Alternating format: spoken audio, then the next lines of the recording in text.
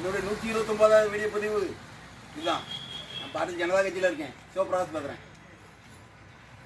பாஜக மாநில தலைவராக அண்ணன் ஐனார் நாகேந்திரன் ஜி அவர்கள் வந்திருக்காங்க.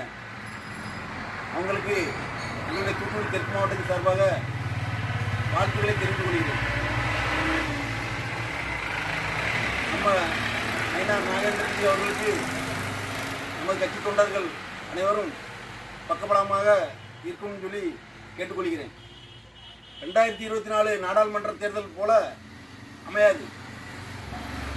அண்ணன் ஐனார் நாகேந்திரன் ஜி அவர்கள் தூத்துக்குடி தொகுதிக்கும் திருச்செந்தூர் தொகுதிக்கும் சிறுவண்டம் தொகுதிக்கும் பாஜக வேட்பாளரை நிறுத்துவாங்க.